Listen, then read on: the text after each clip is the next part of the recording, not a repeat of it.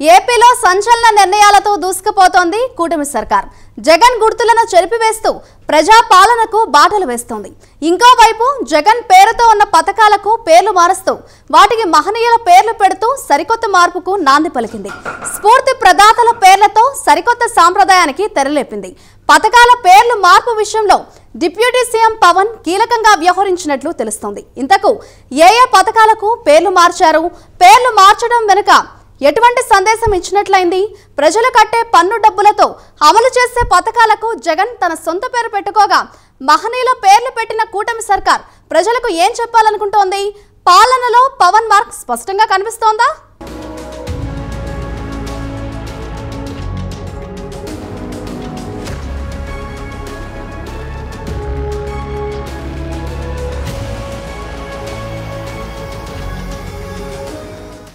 ఏపీలో వైసీపీ అధినేత జగన్ పేరు ఇప్పటికీ ఎక్కడా వినిపించడం లేదు. వినిపించినా ఆయనకు వ్యతిరేకంగానే, ఆయన పాలనపైన వ్యతిరేకంగానే వినిపిస్తోంది. రాజకీయ నేతల నుంచి సామాజిక ఉద్యమకారుల వరకు కూడా జగన్ను విమర్శిస్తున్న వారే కనిపిస్తున్నారు. ఇలాంటి సమయంలో ఇప్పుడు మరింతగా జగన్ పేరు మాయం కానుంది. ఈ మేరకు కూటమి ప్రభుత్వం సంచలన నిర్ణయం తీసుకుంది.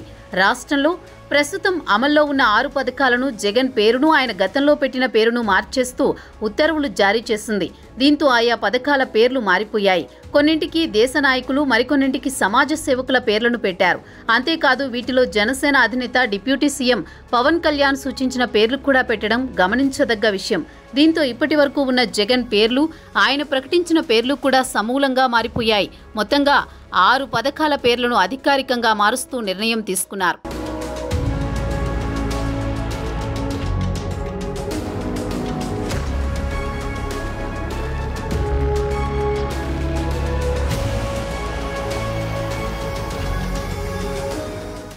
సంక్షేమ పథకాలు అమలు చేసేది ప్రజాధనంతోనే. మరి ఆయా సంక్షేమ పథకాలకి పాలకుల పేర్లు ఎందుకు పెట్టుకుంటారు?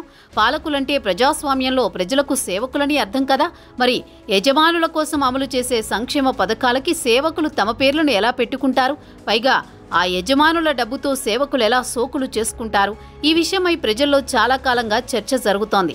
కానీ ప్రజాస్వామ్యాన్ని కాదని రాచరిక వ్యవస్థలో ఉన్నట్టు భ్రమపడే పాలకులతోనే అసలు సమస్య. ప్రశ్నిస్తే ఉక్కుపాదంతో అణిచివేయడం అన్ని అనర్థాలకి కారణం. వైఎస్ జగన్ హయాంలో, అంతకుముందు చంద్రబాబు హయాంలో ఆయా సంక్షేమ పథకాలకి జగనన్న, చంద్రన్న అంటూ పేర్లుండేవి. కానీ ఇప్పుడు పద్ధతి మారుతోంది. జగనన్న అమ్మఒడి కాస్త తల్లికి వందనంగా మారింది. జగనన్న విద్యా దీవెన కాస్త సర్వేపల్లి రాధాకృష్ణ విద్యార్థి మాత్రగా మారింది.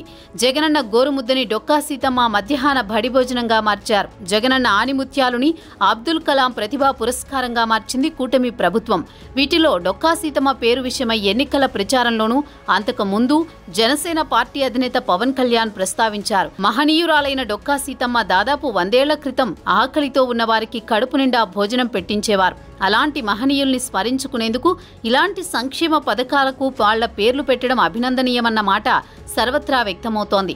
నిజానికి AP deputy CM Pawan Kalyan కొన్ని సంక్షేమ పథకాలకు కూటమి ప్రభుత్వంలో తన పేరుని పెట్టుకునే అవకాశం ఉన్నా గానీ అందుకు సుముఖత వ్యక్తం చేయలేదు.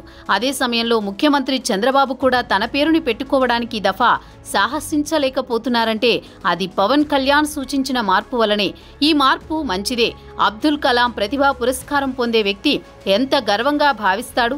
అదెంతో మందికి స్ఫూర్తిగా నిలుస్తుంది. మరి అలాగే సర్వేపల్లి రాధాకృష్ణన్ విద్యార్థి మిత్ర కూడా మధ్యాహ్న భోజనం తినే విద్యార్థులు డొక్కా సీతమ్మ గొప్పతనాన్ని తెలుసుకుని వారు కూడా 10 మందికి కడుపు నింపాలన్న ఆశయాన్ని మనసులో ఏర్పరచుకునే అవకాశం ఉంది. ఇలా స్ఫూర్తి ప్రదాతల పేర్లు పథకాలకు పెట్టడం వలన నేటి తరాలకు వారి గొప్పతనం తెలియజేయడమే కాకుండా ఎందరికో స్ఫూర్తినిచ్చే అవకాశం ఉంది.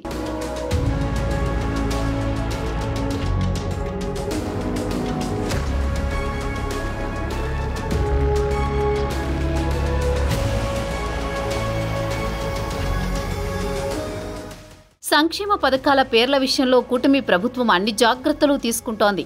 గతంలో ఎన్టీఆర్తో పాటు చంద్రబాబు పేరిట ఎక్కువ పథకాలు అమలు చేసేవారు. ఈసారి ఆ పరిస్థితి లేదు. 3 పార్టీల కూటమి ప్రభుత్వం నేపథ్యంలో అలా చేస్తామంటే కుదిరే పని కాదు. అందుకే ఎక్కువ పథకాలకు మహనీయుల పేర్లు పెడుతున్నారు. ముఖ్యంగా పవన్ కళ్యాణ్ సిఫార్సులకు పెద్దపీట వేస్తున్నారు. గోదావరి జిల్లాలకు చెందిన డొక్కా సీతమ్మ పేరుతో మధ్యాహ్న భోజన పథకం అమలు చేయనున్నారు. జగనన్న గోరుముద్దగా ఉన్న ఈ పథకం పేరును డొక్కా సీతమ్మ మధ్యాహ్న భోజన పథకంగా మార్చారు. గతంలో తెలుగుదేశం ప్రభుత్వం అయితే ఎన్టీఆర్, చంద్రన్న పేరుతో ఎక్కువ పథకాలు అమలు చేసేవారు. వైసీపీ అయితే రాజశేఖర్ రెడ్డి, జగనన్న పేరుతో పథకాలు అమలు చేస్తూ వచ్చారు. గతంలో కాంగ్రెస్ పార్టీ అధికారంలో ఉన్నప్పుడు ఇందిరమ్మ, రాజీవ్ గాంధీ పేరిట పథకాలు అమలయ్యేవి. కానీ ఈసారి పవన్ ప్రత్యేక కృషితో కూటమి ప్రభుత్వం ఏర్పాటైంది. అందుకే చంద్రబాబు సర్కార్ బాధ్యతగా వ్యవహరిస్తోంది. సంక్షేమ పథకాలకు పేర్ల విషయంలో పవన్ ప్రతిపాదనలకు పెద్దపీట వేస్తోంది. పథకాల పేర్ల విషయంలో పవన్ ప్రతిపాదనలు స్పష్టంగా కనిపిస్తున్నాయి. అందుకే పథకాలకు మహనీయుల పేర్లు పెట్టడాన్ని పవన్ స్వాగతించారు. మంత్రి లోకేష్కు అభినందనలు తెలిపారు.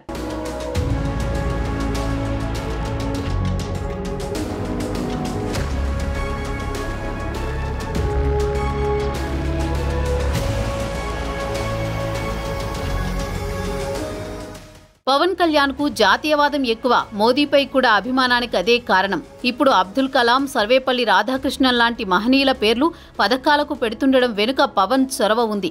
విద్యాశాఖ మంత్రి నారా లోకేష్ ఈ పథకాలకు సంబంధించి పేర్లను వెల్లడించడంపై పవన్ సంతోషం వ్యక్తం చేశారు. ట్విట్టర్లో అభినందించారు. జాతి కోసం పాటుపడిన పెద్దలు, ప్రముఖుల పేర్లను పెట్టడం ద్వారా స్ఫూర్తిని కలిగించారని కొనియాడారు. దీనిపై నారా లోకేష్ సైతం స్పందించారు. పవన్ అన్న స్ఫూర్తితోనే ఇదంతా అని చెప్పుకొచ్చారు. పవన్ ఆలోచనలకు కూడా తాము తీసుకుంటూ ముందుకు సాగుతున్నామని చెప్పారు. మున్ముందు ఇదే స్ఫూర్తిని కొనసాగిస్తామని స్పష్టం చేశారు.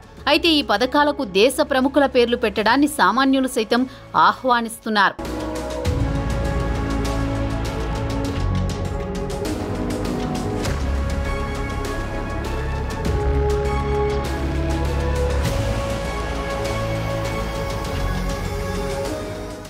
అయితే పేర్ల మార్పు విషయంలో చర్చనీయాంశమవుతున్న పేరు డొక్కా సీతమ్మ. బడి భోజనానికి సీతమ్మ పేరుతో పవన్ ఆశయం నెరవేరిందని చెప్పాలి. టీడీపీ ప్రభుత్వ హయాంలో అన్నా క్యాంటీన్లు ఏర్పాటు చేసిన సంగతి తెలిసిందే. రాష్ట్ర వ్యాప్తంగా 190 వరకు అన్నా క్యాంటీన్లు ఏర్పాటు చేశారు. 5 రూపాయలకి అల్పాహారంతో పాటు భోజనం అందించారు. నిరుపేదలకు, పట్టణ ప్రాంతాలకు, వివిధ పనుల మీద వచ్చే వారికి అతి తక్కువ డబ్బులకి ఆహారం అందేది. నిరుపేదలకు ఎంతో ప్రయోజనం చేకూరేది. కానీ వైసీపీ అధికారంలోకి వచ్చిన తర్వాత ఈ క్యాంటీన్లను నిలిపివేసింది, నిరుపయోగంగా మార్చేసింది. కూటమి ప్రభుత్వం అధికారంలోకి వచ్చిన తర్వాత అన్నా క్యాంటీన్లు తిరిగి తెప్పిస్తామని చంద్రబాబు ప్రకటించారు. ఇప్పుడు కూటమి ప్రభుత్వం అధికారంలోకి రావడంతో క్యాంటీన్లను తెరిపించేందుకు కసరత్తు చేస్తున్నారు. ఇందుకు సంబంధించి కార్యాచరణ పూర్తయింది.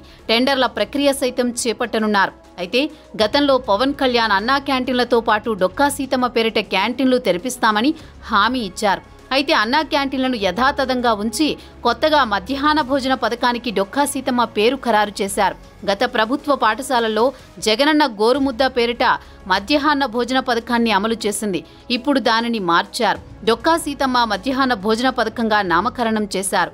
దీంతో ఎవరి డొక్కా సీతమ్మ, పవన్ ఎందుకు ప్రాధాన్యమిస్తున్నట్లు, దీని వెనుక ఉన్న కథేంటి అన్న చర్చ ప్రారంభమైంది. రాజకీయ వర్గాల్లో ప్రస్తుతం ఇదే హాట్ టాపిక్గా మారింది. గూగుల్లో ఎక్కువ మంది డొక్కా సీతమ్మ గురించే సెర్చ్ చేస్తున్నారు.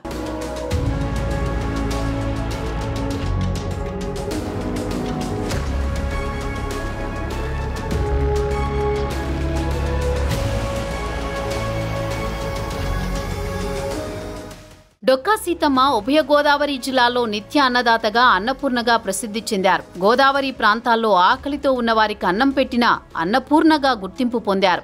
గోదావరి జిల్లాలో లంక గ్రామాలకు తరచూ వరదపోటు ఉంటుంది. ఆ సమయంలో వందలాది మంది నిరాశ్రయులవుతారు. అటువంటి వారందరినీ ఆదుకుని వసతి, భోజన సదుపాయాలను కల్పించిన మహనీయురాలు డొక్కా సీతమ్మ. అన్నదానం చేసి మానవత్వానికి అర్థం చెప్పిన డొక్కా సీతమ్మ పేరు భారతదేశ వ్యాప్తంగా అప్పట్లో మారుమ్రోగింది. డొక్కా సీతమ్మ చరిత్రను తెలుసుకున్న పవన్ చలించిపోయారు. ఆ మహనీయురాలి పేరిట ప్రభుత్వ పథకాన్ని అమలు చేయాలని భావించారు. ఎన్నికలకు ముందు పార్టీ శ్రేణులతో సైతం ఇదే విషయాన్ని చెప్పుకొచ్చారు. కూటమి ప్రభుత్వం అధికారంలోకి వస్తే డొక్కా సీతమ్మ పేరిట క్యాంటీన్లు ఏర్పాటు చేస్తామని ఎన్నికల ప్రచారంలో హామీ ఇచ్చారు. అయితే ఇప్పుడు మధ్యాహ్న భోజన పథకానికి ఆమె పేరు పెట్టడం విశేషం.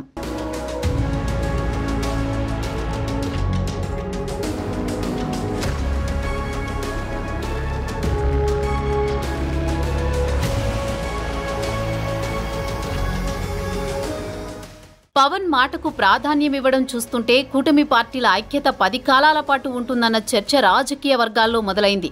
టీడీపీ కూటమిలో పొరపచ్చాలు వస్తాయని అనుకునే వారికి ఎప్పటికప్పుడు నిరాశను కలుగజేసే పరిణామాలుంటున్నాయి. చంద్రబాబు పట్ల గౌరవ అభిమానాలు పవన్ కళ్యాణ్ చూపిస్తున్నారు. పవన్ కి సైతం సరైన స్థానం కల్పిస్తూ ప్రోటోకాల్ విషయంలో తనతో సమాన స్థానమిస్తూ చంద్రబాబు కూడా ముందుకు సాగుతున్నారు.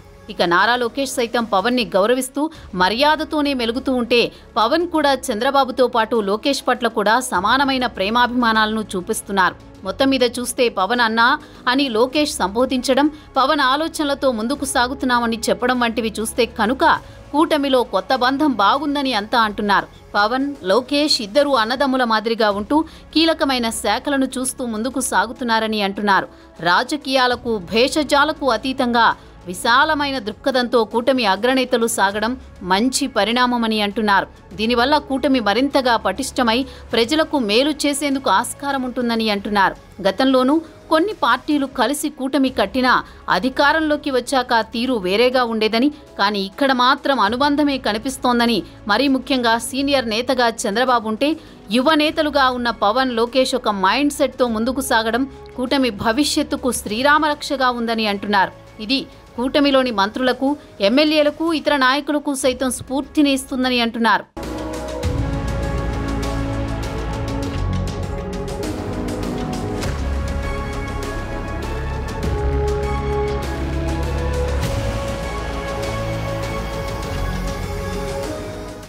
ఎన్నికల ముందు ఆ తర్వాత టీడీపీ జనసేనల మధ్య చిచ్చు పెట్టాలని వైసీపీ చేయని ప్రయత్నం అంటూ లేదు.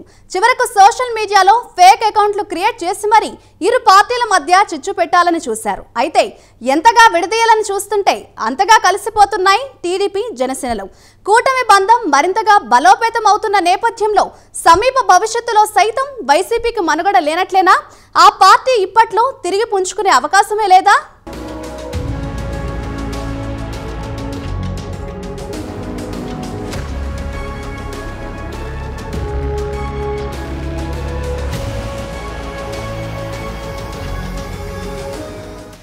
జనసేన టీడీపీల బంధం చూడముచ్చటగా కొనసాగుతోంది. పరస్పర త్యాగాలతో జట్టు కట్టిన రెండు పార్టీలు ఎన్నికల ముందు నుంచి ఐక్యమత్యంతో ముందుకు సాగుతున్నాయి. ఎంతగా విడగొట్టాలని చూసినా వైసీపీ కుట్ర సక్సెస్ కాలేకపోయింది. ప్రభుత్వం ఏర్పాటు చేశాక కూటమి బంధం మరింత దృఢంగా ముందుకు సాగుతోంది. పరస్పరం గౌరవించుకుంటూ ఒకరి అభిప్రాయాలకు ఒకరు విలువ ఇస్తూ ముందుకు సాగుతున్నారు. దీంతో ఇక ఇప్పట్లో వైసీపీకి కోలుకునే అవకాశం కూడా ఉండకపోవచ్చన్న చర్చ రాజకీయ వర్గాల్లో వినిపిస్తోంది.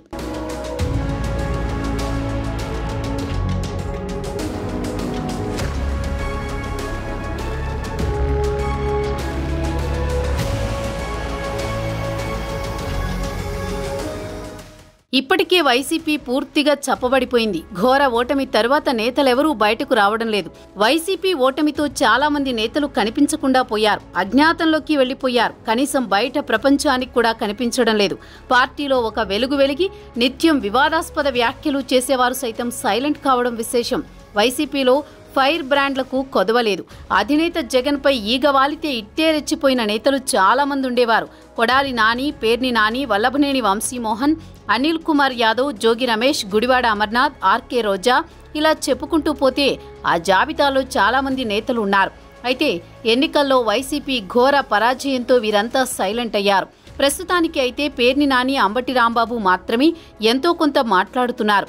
మిగతా వారు ఇళ్లకే పరిమితమయ్యారు. వారు ఎక్కడున్నారో తెలియడం లేదు. కనీసం మీడియా ముందుకు వచ్చి కూడా మాట్లాడడం లేదు. మొన్నటికి మొన్న జగన్ ఢిల్లీలో ధర్నా చేపట్టినా వీరు కనిపించకపోవడం విశేషం. కొద్ది రోజుల పాటు సైలెంట్గా ఉండడమే సేఫ్ అని వీరంతా భావిస్తున్నారు. దాడులతో పాటు కేసులు తప్పవని ఒక అంచనాకు వచ్చారు. అందుకే సొంత వ్యవహారాలకి పరిమితమవుతున్నారు. క్యాడర్కు భరోసా ఇవ్వాల్సిన వారు ఇలా సైలెంట్ కావడంపై పార్టీ శ్రేణుల్లో భిన్నమైన కామెంట్స్ వినిపిస్తున్నాయి. అధికారంలో ఉన్నప్పుడు దర్పాన్ని ప్రదర్శించి వివాదాస్పద వ్యాఖ్యలు చేసిన వారి విషయంలో వైసీపీ శ్రేణులు ఒక రకమైన అభిప్రాయంతో ఉన్నారు. మొత్తంగా చూస్తే ఇప్పట్లో వైసీపీ మళ్లీ పుంజుకునే అవకాశం కనిపించడం లేదని రాజకీయ వర్గాల్లో చర్చ జరుగుతోంది.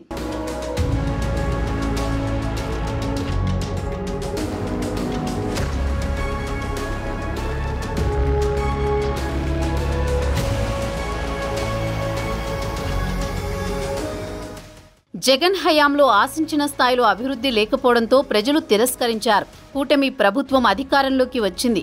సంక్షేమ పథకాలతో పాటు అభివృద్ధి చేయాలని సంకల్పించింది.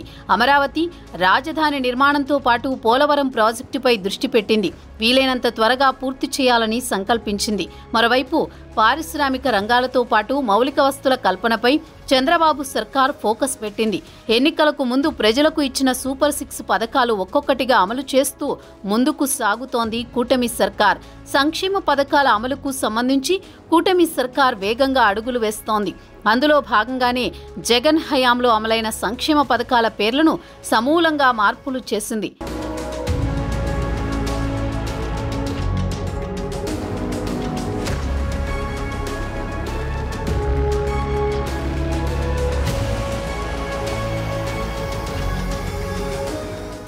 కూటమి పార్టీల ఐక్యమత్యం చూసి వైసీపీలో నేతలంతా ఇక ఇప్పట్లో తమకు మళ్లీ అధికారం దక్కదని, వైసీపీకి గుడ్ బై చెప్పకపోతే రాజకీయ మనుగడే ఉండదన్న నిర్ణయానికి వచ్చేశారట. ఇంకోవైపు ప్రజలకు కలుసుకునేందుకు, పార్టీని గాడిలో పెట్టేందుకు పార్టీ అధినేత జగన్ ఎలాంటి ప్రయత్నాలు చేయడం లేదనే టాక్ వినిపిస్తోంది. దీంతో ఇక పార్టీలో ఉండి ప్రయోజనం లేదని భావిస్తున్న చాలా మంది నాయకులు పార్టీ మారేందుకు రెడీ అవుతున్నారు. వైసీపీలో ఉన్న నాయకులకు షెల్టర్ అవసరం ఉంది. దీంతో ఆ పార్టీ వైపు నుంచి నాయకులు జంపు చేసేందుకు రెడీ అవుతున్నారు. అయితే రాజకీయాల్లో సెంటిమెంట్లకు పెద్దపీట వేస్తారనే చర్చ ఉన్న నేపథ్యంలో జంపింగ్ నాయకులు కూడా ఇప్పుడు ముహూర్తాలు చూసుకుంటున్నారు. ప్రస్తుతం ఆషాఢం నడుస్తుండటంతో చేరికలకు ముహూర్తాలు లేవని తెలుస్తోంది. దీంతో నాయకులు వెనుకంజ వేస్తున్నారు.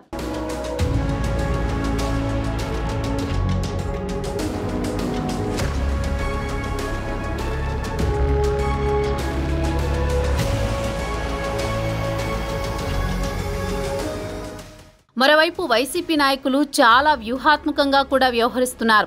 అధికార పార్టీ విషయంలో ఎలాంటి విమర్శలు చేయకుండా చాలా మౌనంగా ఉంటున్నారు. ఇదంతా గమనిస్తున్న వారు పాపం వారింకా ఓటమి నుంచి కోలుకున్నట్టు లేదని వ్యాఖ్యలు చేస్తున్నా అసలు వాస్తవం అది కాదని, రేపో మాపో పార్టీ మారేందుకు రెడీ అయిన నేపథ్యంలో ఇప్పుడు వైసీపీని వెనకేసుకురావడం ఎందుకన్న ఉద్దేశంతోనే వారలా సైలెంట్గా ఉంటున్నారని సమాచారం. ఇక జంపు చేయాలని భావిస్తున్న నాయకుల జాబితా చూస్తే పెద్దదిగానే ఉందని అంటున్నారు పరిశీలకులు. విశాఖపట్నం, ఉభయ గోదావరి జిల్లాలో వైసీపీ ఖాళీ అయినా ఆశ్చర్యం లేదనే టాక్ జోరుగానే వినిపిస్తోంది. అదే సమయంలో ఏలూరు, చిత్తూరుల నుంచి కూడా పెద్ద ఎత్తున చేరికలుండే అవకాశం కనిపిస్తోంది. అయితే వారంతా కూటమి పార్టీలో ఏ పార్టీలో చేరతారు, వారి చేరికకు గ్రీన్ సిగ్నల్ లభిస్తుందా అన్నది సర్వత్రా చర్చనీయాంశమవుతోంది.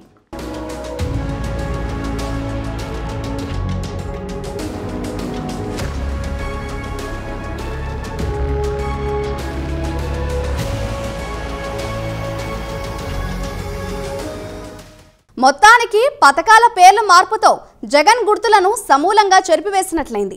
ప్రజలు కట్టే పన్నుల డబ్బుతో సంక్షేమం ఇస్తూ ఏదో తమ జేబుల్లో నుంచి తీసి ఇస్తున్నట్లుగా సొంత పేర్లు పెట్టుకుంటున్న సాంప్రదాయానికి చెక్ పెడుతూ పవన్ కళ్యాణ్ తీసుకొచ్చిన సరికొత్త మార్పును అందరూ స్వాగతిస్తున్నారు. పాలనలో తనదైన మార్కు చూపిస్తూ ముందుకు సాగుతున్న పవన్ మున్ముందు ఇంకెన్ని మార్పులను చూపిస్తారో అన్నది తేలాల్సి ఉంది.